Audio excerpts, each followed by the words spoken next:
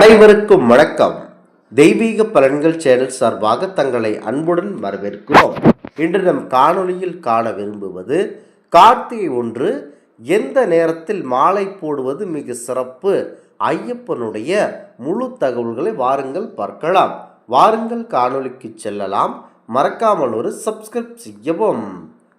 கார்த்திகை மாதம் பிறக்க உள்ள நிலையில் முக்கியமாக புகழ்பெற்ற சபரிமலை ஐயப்பன் கோவிலுக்கு தமிழ்நாடு, ஆந்திரா, கேரளா மற்றும் கர்நாடகா உள்ளிட்ட பல்வேறு மாநிலங்களில் இருந்தும் வெளிநாடுகளில் இருந்தும் பக்தர்கள் மண்டல பூஜை, மகர விளக்கு தரிசனத்திற்காக கார்த்திகை 1 என்ற தேதியை மாலை அணிவது வழக்கம். இந்த தேதிக்காக ஏங்கி தவித்து வருகிறார்கள். 41 நாட்கள் விரதம் இருந்து இருமுடி கட்டி தலையில் சுமந்து சென்று பாரம்பொருள் ஐயப்பனை தரிசனம் செய்வார்கள். கார்த்திகை பிறக்க இருப்பதனால் இனி 60 நாட்கள் தமிழகத்தில் சரணகோஷம் ஒலிக்க உள்ளது மற்றும் அன்னாபிஷேகம் மாபெரும் கொண்டாடப்படும். வருகின்ற முக்கியமாக இந்த கார்த்திகை 1 தேதி பிறக்க இருக்கின்ற நிலையில் இதனையொட்டி சபரிமலை செய்யும் பக்தர்கள் மாலை அணிந்து விரதம் இருக்க தயாராகி வருகிறார்கள். பக்தர்கள் தங்கள் இஷ்ட தெய்வங்களை வணங்கி அருகில் உள்ள கோவில்களுக்கு சென்று குருசாமி, கோவில் குருக்கள் முன்னிலையில் பயபக்தியுடன் சரணகோஷம் முழங்க மாலைகள் அடைந்து கொள்வார்கள். இந்த முறை கார்த்திகை 1 தேதியில் முக்கியமாக அவரை நினைத்து வழிபட வேண்டும். தயக்கம் இருந்தால் பயந்து கொள்ள வேண்டாம். ஆனால் ஆன்மீக பெரியவர்கள் குருசாமிகள் மாலை அணிவதில் தவறு இல்லை என்று கூறியுள்ள ஐயப்ப பக்தர்கள் மாலை அணிய தயாராகி வருகிறார்கள். கார்த்திகை 1 நாளில் மாலை அணிவித்தால் நல்ல நேரம் பார்க்க கண்டிப்பாக தேவையில்லை. பிற நாட்கள் மாலை அணிவிக்கும் போது நல்ல நேரம் பார்த்துதான் மாலை அணிய வேண்டும். இதுபோல பல விதிமுறைகள், கட்டுப்பாடுகளும் பாரம்பரிய ஐயப்பனை தரிசிக்க செல்லும் பக்தர்கள் கடைபிடிக்க வேண்டியது அவசியமாக இருக்கிறது. இரவு உருகும் போது தரையில் தான் படுத்து கொள்ள வேண்டும்.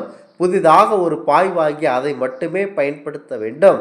மாலை அணிந்த காலத்தில் அனைவரிடமும் மரியாதையாக சாந்தமாக பேச வேண்டும் என மற்றொரு நியதி இருக்கிறது. பார்க்கும் அனைவரையும் ஐயப்பனின் சுரூபமாக பார்க்க வேண்டும் என்பதனால்தான் மனைவியை கூட சுவாமி என்றுதான் அழைக்க வேண்டும். மாலை அணிபவர்கள் குறைந்தது ஒரு மண்டலம் அல்லது 41 நாட்கள் விரதம் இருப்பது அவசியம். மகர ஜோதி தரிசனம் செல்லுபவர்கள் 60 நாட்கள் விரதம் இருப்பது வழக்கத்தில் இருக்கிறது. பக்தர்கள் தங்களுடைய தாய் தந்தை குருசாமி யார் ஒருவர் மூலம் மாலை அணிந்து கொள்ளலாம். குருசாமி இல்லாமல் கோவில் பூசாரியிடம் சென்றும் நீங்கள் அந்த சன்னதியில் மாலையை வைத்து பூசகர் மற்றும் அர்ச்சகர் ஆகியோரிடம் மாலை அணிந்து கொள்ளலாம். மாலை அணிவதற்கு பக்தர்கள் ருத்ராட்ச மாலை, துளசிமணி மாலை பயன்படுத்துவது சிறந்தது. மாலை அணிந்த பக்தர்கள் செருப்பணிதல் கூடாது.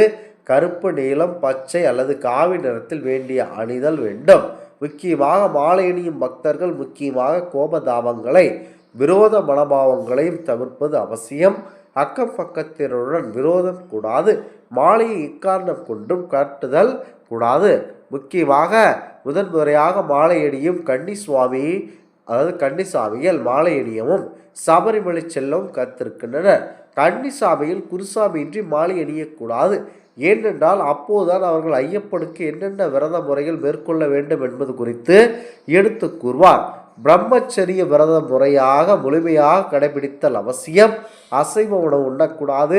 சபரிமலை யாத்திரை செல்லும் முன் பக்தர்கள் வீடுகள் பூஜைகள் நடத்தி எளியோர்களுக்கு அன்னதானம் படைத்து விட்டுத்தான் நீங்கள் கண்டிப்பாக செல்ல வேண்டும். இந்த ஆண்டு கார்த்திகை மாதம் நவம்பர் 17 தேதி திங்கட்கிழமை பிறக்கிறது. மிகவும் விசேஷமான இந்த கார்த்திகை 1 நாள் சோமவார பிரதோஷ தினமாக அமைந்துள்ளது. சிவபெருமானுக்குரிய பிரதோஷ நாளில் ஐயப்பனுக்கு மாலை அணிந்து விரதத்தை துவங்குவது மிக சிறப்புக்குரியதாகும். இந்த நாள் சுவாமி ஐயப்பனை வேண்டி மாலை அணிந்து கொள்வதனால் ஐயப்பனினுடைய அருளும் சிவபெருமானுடைய அருளும் சேர்ந்தே கிடைக்கும் என்பது ஐதீகமாகும். கார்த்திகை 1 தேதி பிரதோஷ தினத்தன்று வருவதால் அன்று எப்போது வேண்டுமானாலும் மாலை அணிந்து விரதத்தை துவங்கலாம். இருந்தாலும் ராகு காலம், யமகண்டம் தவிர்த்து மற்ற நேரத்தில் மாலை அணிந்து கொள்வது சிறப்பு. அன்று திங்கட்கிழமை என்பதனால் காலை 7:30 மணி முதல் 9 மணி வரை ராகு காலமும், காலை 10:30 மணி முதல் பகல் 12 மணி வரை யமகண்டமும் உள்ளது. இந்த நேரங்களை தவிர்த்து விட்டு மற்ற எந்த நேரங்களில் வேண்டுமானாலும் மாலை அணிந்து கொள்வது சிறப்பம்சம். முக்கியமாக கார்த்திகை மாதம் சுவாமி ஐயப்பனுக்கு மட்டுமின்றி முருகப்பெருமான் மற்றும் சிவபெருமானுக்கு ஏற்ற மாதமாகும். அதனால் திருக்கார்த்திகை தீபத்திற்காக விரதம் இருப்பவர்களும் கார்த்திகை முதல் நாள் விரதத்தை துவங்கலாம். ஆன்மீகத்தில் மிக முக்கியமாக கருதப்படும் கார்த்திகை மாதம் தீப வழிபாட்டிற்குரிய மாதமாக கருதப்படுகிறது.